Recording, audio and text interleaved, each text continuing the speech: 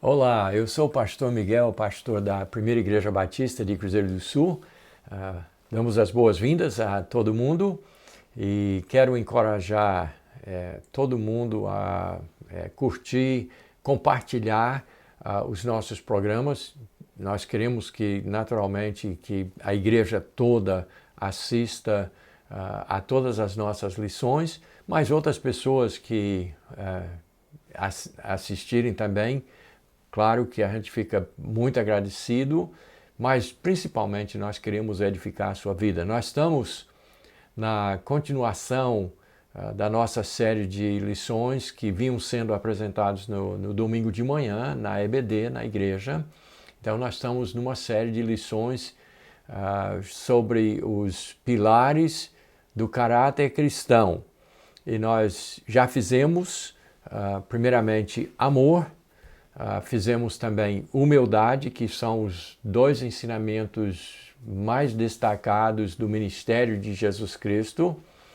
Mas depois nós fizemos fé e agora nós estamos prontos para examinar a palavra esperança, que é um dos pilares do caráter cristão.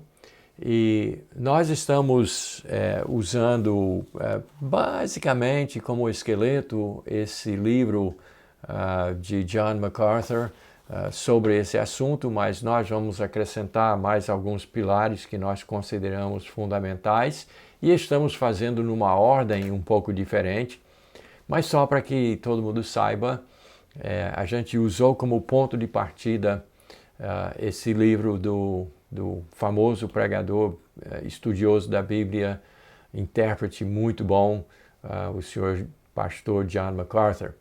Mas então, nós hoje vamos examinar a esperança, que na realidade nas 13 colunas que ele coloca como o último.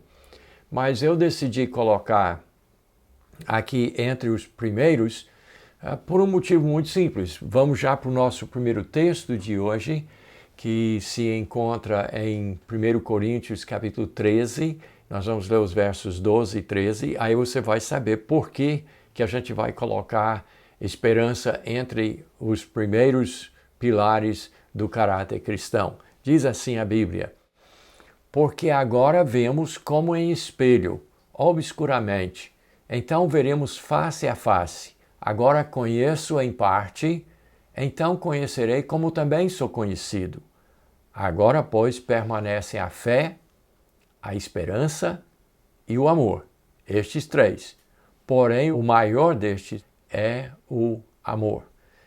Então, isso é 1 Coríntios capítulo 13, versos 12 e 13. Aí eu já disse para vocês que os dois ensinamentos assim mais básicos do ministério de Jesus Cristo foi justamente sobre amor e humildade. Mas é que o apóstolo Paulo, no capítulo do amor, que é 1 Coríntios capítulo 13, ele conclui falando sobre três coisas básicas da experiência cristã, que são exatamente a fé, a esperança e amor. E nós, na nossa primeira lição, nós tratamos do amor.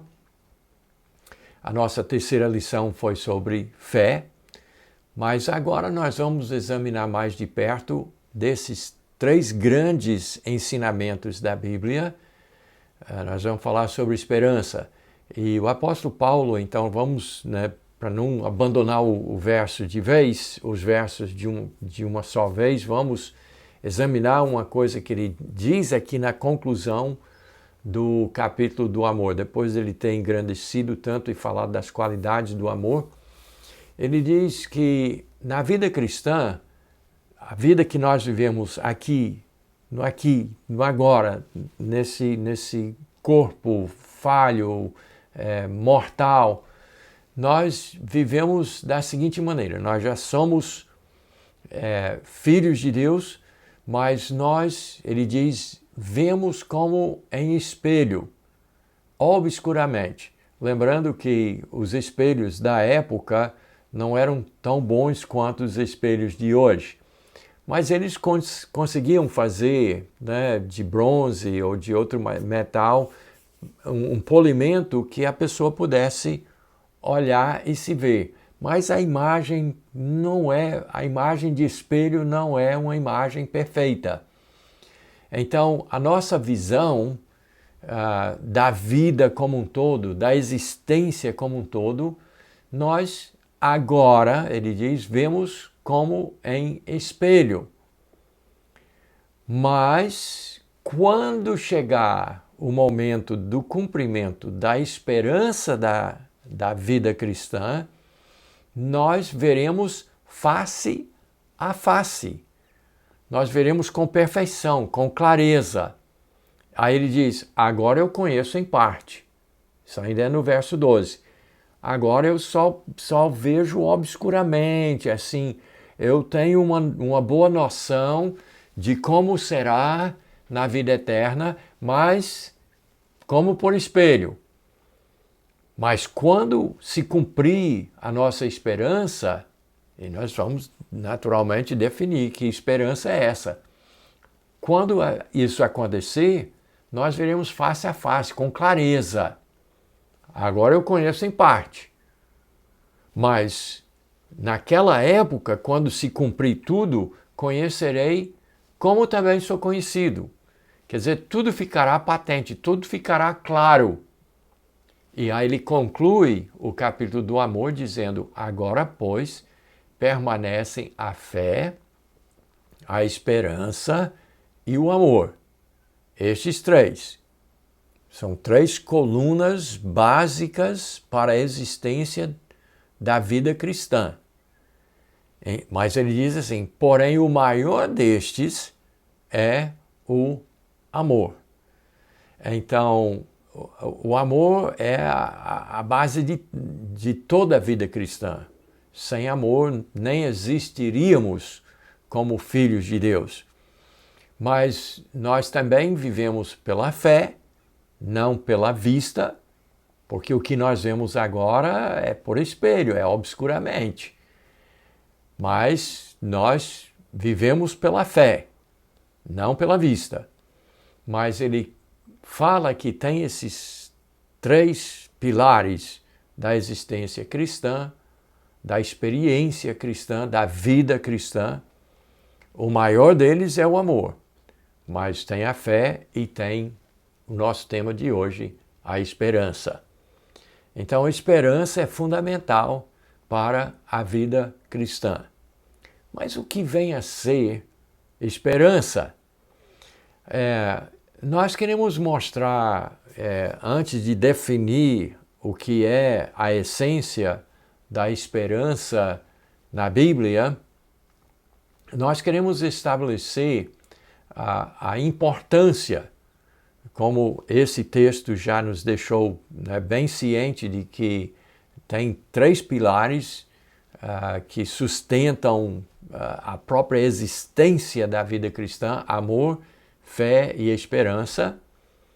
Mas a esperança também é tão importante que é enfatizado muitas vezes na Bíblia. E eu quero compartilhar uma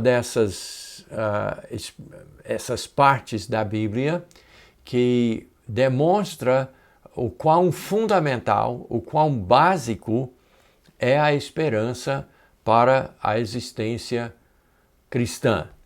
Então, quero compartilhar com vocês agora um texto em Hebreus capítulo 6, versos 18 a 20. Diz assim: para que mediante duas coisas imutáveis, nas quais é impossível que Deus minta, forte alento tenhamos nós que já corremos para o refúgio, a fim de lançar mão da esperança proposta, a qual temos por âncora da alma, segura e firme, e que penetra além do véu, aonde Jesus, como precursor, entrou por nós, tendo se tornado sumo sacerdote para sempre, segundo a ordem de Melquisedeque. É óbvio que esse texto tem muita coisa e seria necessário horas para a gente, ter uma noção real de tudo que está empacotado dentro desse texto de Hebreus capítulo 6, versos 18 a 20. Mas quero passar resumidamente o teor básico do texto, mas para a gente extrair a importância da esperança na experiência cristã. Então, ele está falando aqui que tem duas coisas imutáveis, coisas que não mudam. Nessas duas coisas, é impossível naturalmente que Deus minta, mas nessas coisas que ele fala aqui, a gente tenha um alento, que nós tenhamos tranquilidade na vida cristã. E a tranquilidade é porque nós nos refugiamos em Cristo para que a gente se apegasse, veja só a palavra, à esperança proposta. Deus nos propôs uma esperança, onde nós podemos nos agarrar, onde nós podemos ter segurança, onde nós podemos ter firmeza.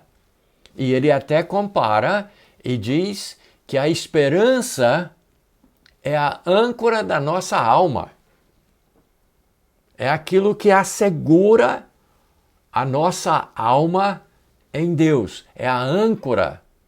E ele diz que essa âncora, a nossa esperança, essa âncora é segura e firme, que penetra além do véu. Ele usa aqui uma alusão ao templo, mas ao templo verdadeiro no céu, não ao templo terreno, onde Jesus, nosso precursor, entrou antes de nós e colocou a nossa esperança lá dentro, ancorou a nossa alma na presença de Deus, no trono de Deus.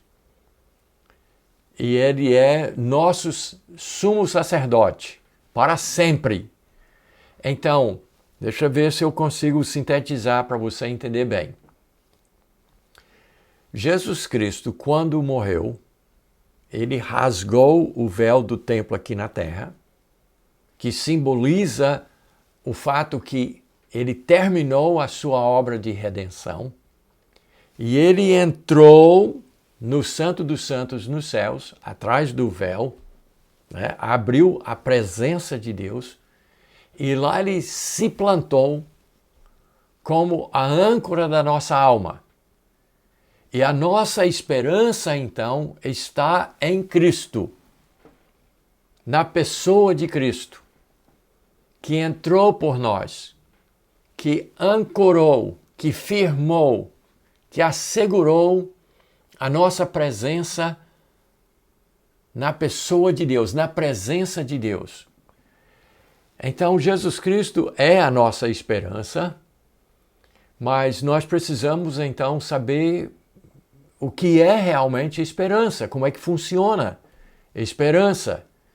E eu quero, mais uma vez, aos meus amados, aqueles que depositaram a sua fé em Jesus Cristo, que têm Jesus Cristo como a âncora da sua alma, você precisa ter, então, tranquilidade, porque você tem esperança.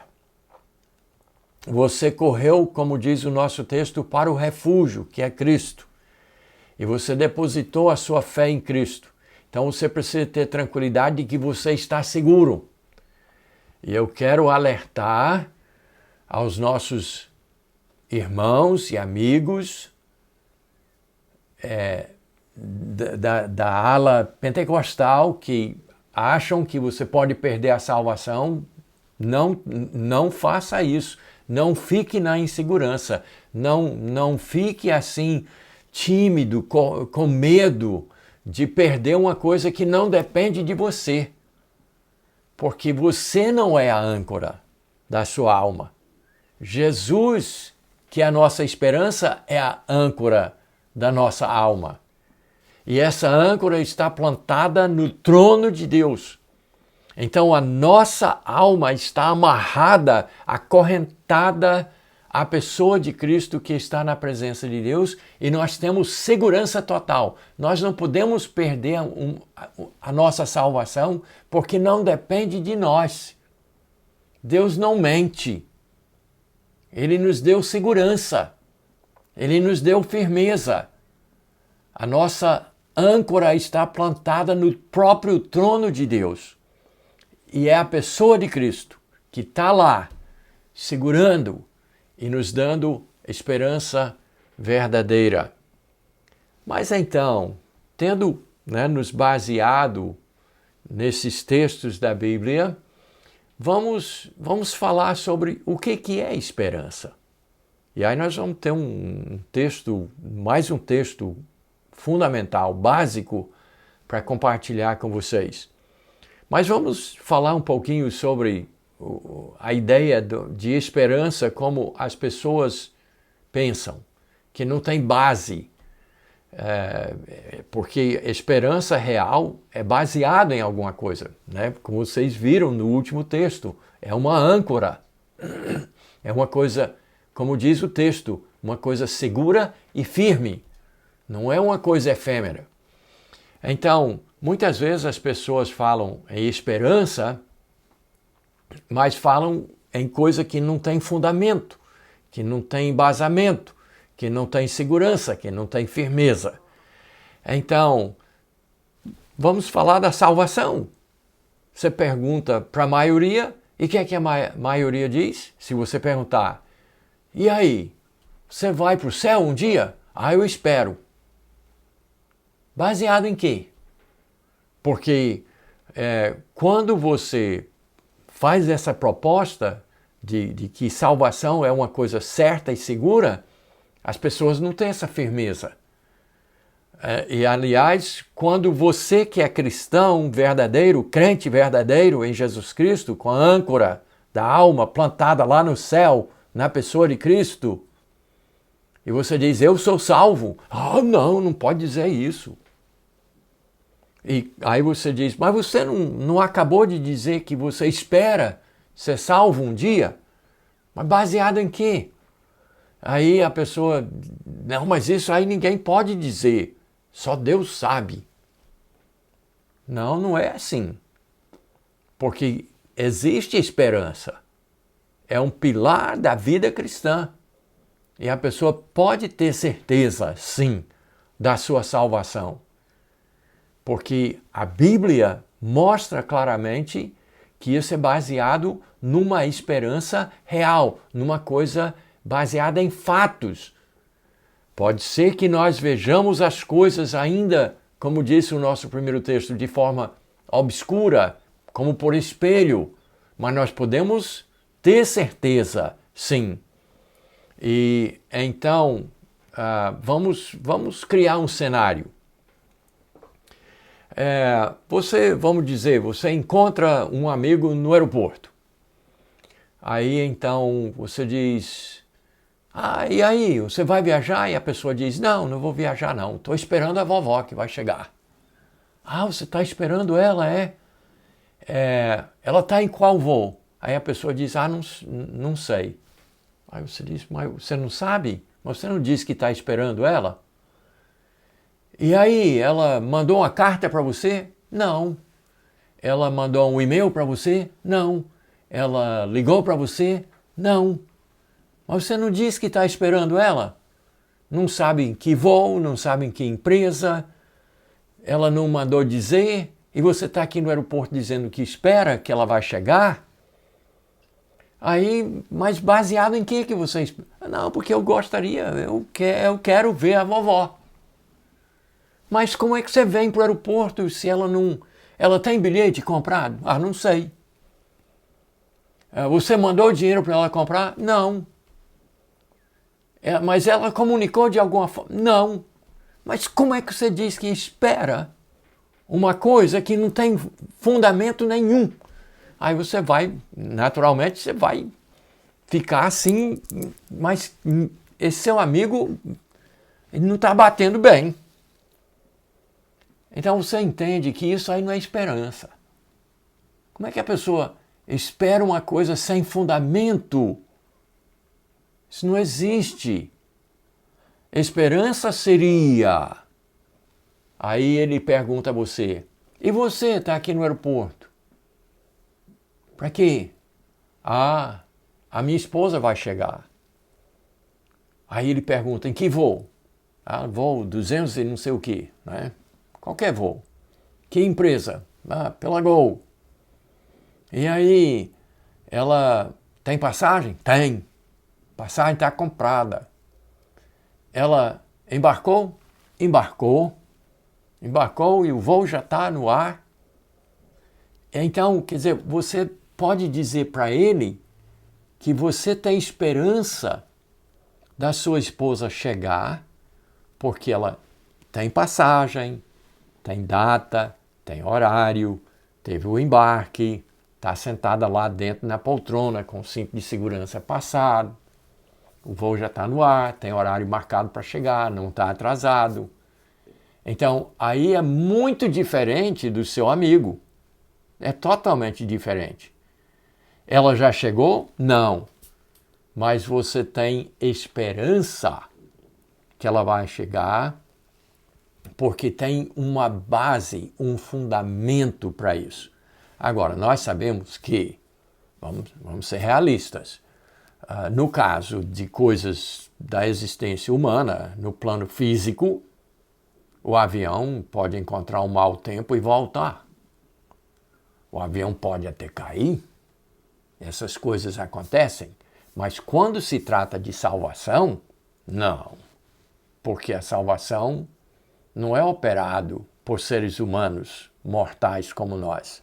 A salvação é operada por Deus. Então, a esperança que nós temos de salvação é baseada em fatos. Então, quando a gente confronta as pessoas e pergunta, você vai para o céu? Ah, eu espero. Baseado em quê? Você tem passagem? Não. Alguém lhe comunicou que você vai para o céu? Não. Não tem base nenhuma. É como quem diz que está esperando a vovó, mas não tem nada para embasar isso daí.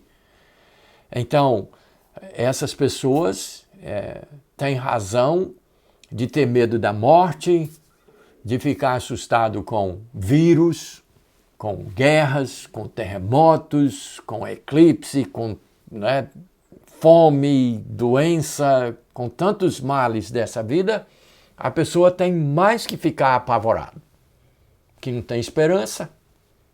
Agora, quem aceitou Jesus Cristo como Salvador, aí tem base para a esperança. Então vamos para o nosso próximo texto. Em Romanos capítulo 8, um capítulo espetacular. Romanos capítulo 8, versos 23 a 25, encontramos as seguintes palavras. E não somente ela, mas também nós que temos as primícias do Espírito, igualmente gememos em nosso íntimo, aguardando a adoção de filhos, a redenção do nosso corpo, porque na esperança fomos salvos. Ora, esperança que se vê não é esperança, pois o que alguém vê, como o espera? Mas se esperamos o que não vemos, com paciência o aguardamos. Romanos capítulo 8, versos 23 a 25.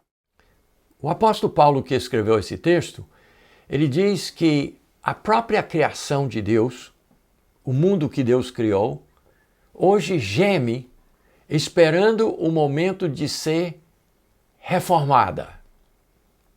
A criação de Deus um dia vai passar por uma reforma. Quem é que vai fazer isso? O próprio Deus que criou. E eu não tenho tempo para falar sobre esse evento. Mas dentro do primeiro verso que nós lemos aqui, ele diz que a própria criação geme. Mas nós, semelhantemente, não somente a criação geme esperando a sua reforma, para ficar do jeito que era quando Deus criou, perfeito, sem defeito. Então ele diz, nós também, que somos crentes em Jesus Cristo, que temos ele diz aqui, as primícias do Espírito, o Espírito Santo já entrou em nós quando nós cremos na morte, sepultamento e ressurreição de Jesus Cristo para nos salvar. Nós ficamos também gemendo no íntimo, porque nós queríamos sair desse corpo cheio de males, de doenças, de expectativa de morte, de sofrimento, de dores, de gemidos. Nós queremos sair disso. E nós estamos agora aguardando a redenção desse corpo velho, a mudança, a transformação. Então, o que é que vai acontecer? Aquele Jesus que está lá no céu, ancorado no trono do Deus Todo-Poderoso, que entrou lá como nosso Salvador, que é a âncora da nossa alma, ele vai voltar.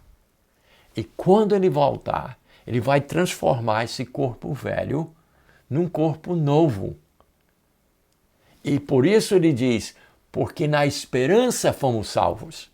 Essa é a nossa esperança, porque Cristo é a âncora da nossa alma, porque Cristo fez tudo por nós, porque Cristo pagou os nossos pecados. Ele terminou a sua obra e sentou lá no trono, lá em cima, e ancorou, firmou a nossa alma quando nós cremos nele.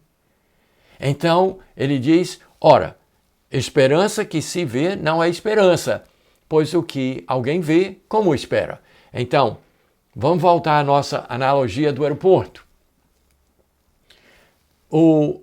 Nós falamos com o nosso amigo, ele diz que espera que a vovó vai chegar, mas não tem base de nada para isso. Não tem nem passagem comprada, ela não mandou dizer nada.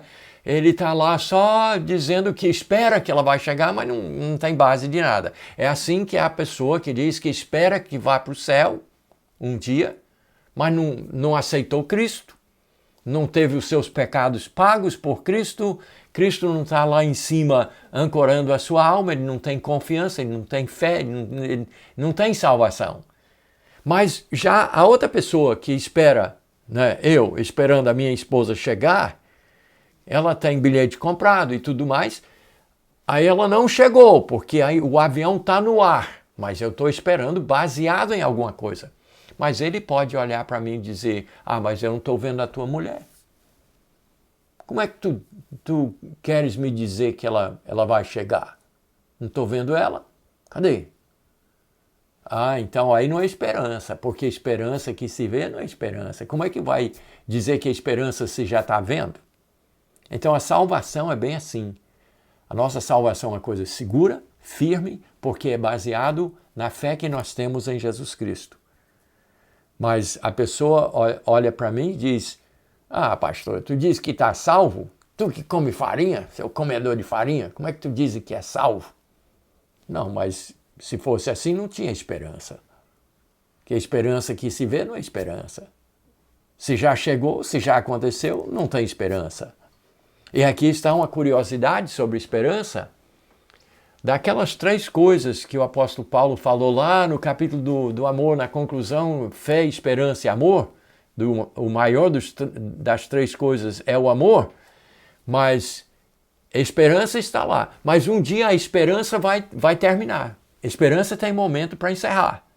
Quando Jesus voltar para transformar esse corpo velho, sujeito a todos os males dessa vida, quando ele voltar e transformar aquilo que era obscuro, aquilo que eu via por espelho, mas que eu tinha certeza, isso vai se cumprir e a esperança vai cessar, não vai existir mais.